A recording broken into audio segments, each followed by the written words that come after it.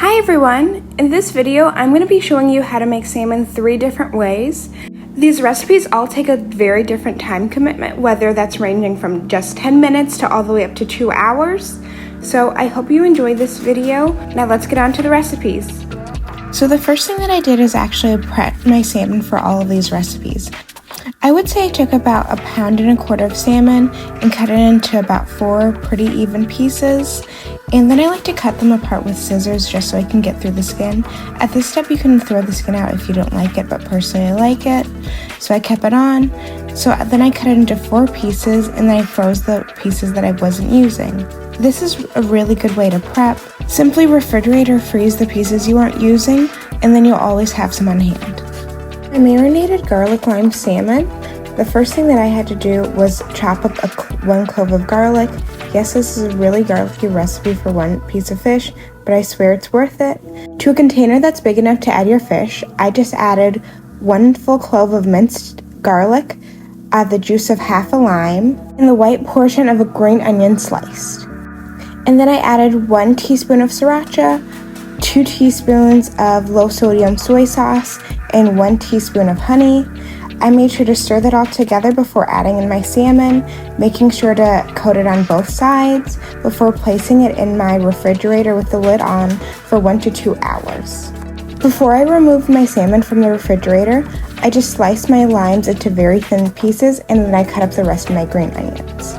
Then I turned on my oven to 425 degrees and I let that preheat while I got my salmon put together. As you can see, the acid from the lime already started to cook it partially, but that's okay because we still will finish it in the oven. So the first thing I did is I took some tin foil and then I sprayed it down, and then I added a bed of my limes. This ultimately makes it look fancy and it also seasons the underside of the salmon. And then I just placed my salmon on top of the limes, and I also made sure to pour on the marinade before wrapping the tin foil up and placing my salmon on a sheet pan. Because my oven was on, I actually decided to make some green beans along with it that I would put on the same sheet pan. So I just cut up another clove of garlic, cut up some green beans, and just put some salt and pepper and some aluminum foil and covered that and put them on the same tray. Then I put them in my preheated oven for about 15 to 20 minutes, but I would say probably no longer than 20 because you don't want your fish and your green beans to get overcooked. For about 15 to 20 minutes, I just removed my fish from the foil and then I plated it. I actually put the limes on top of my fish just to make it fancy, in addition to sprinkling it with a little bit of my green onions. And I also served it with, of course, my green beans, and I actually put some of the marinade as a sauce on the side with my leftover green onions.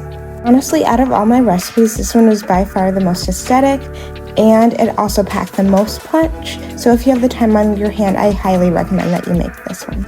Although this might seem out of order, especially after that really great meal, I would definitely recommend making this recipe when you don't have that much time on your hands and you just really have to feed yourself.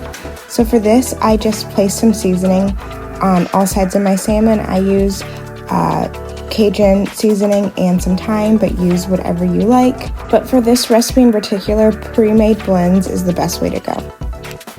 After I got it seasoned on all sides, I just sprayed a medium-high pan with some cooking spray and added my salmon, making sure to sear it on all 4 sides for about 2 to 3 minutes.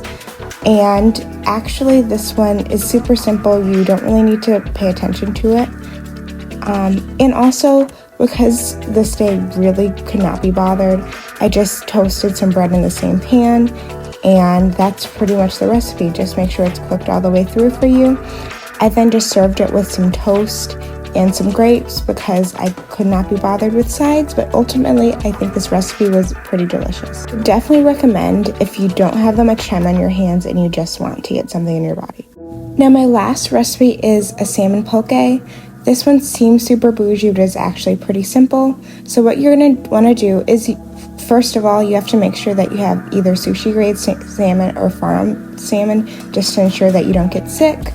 And then I just diced that into about 1/4 inch pieces before adding it to a bowl.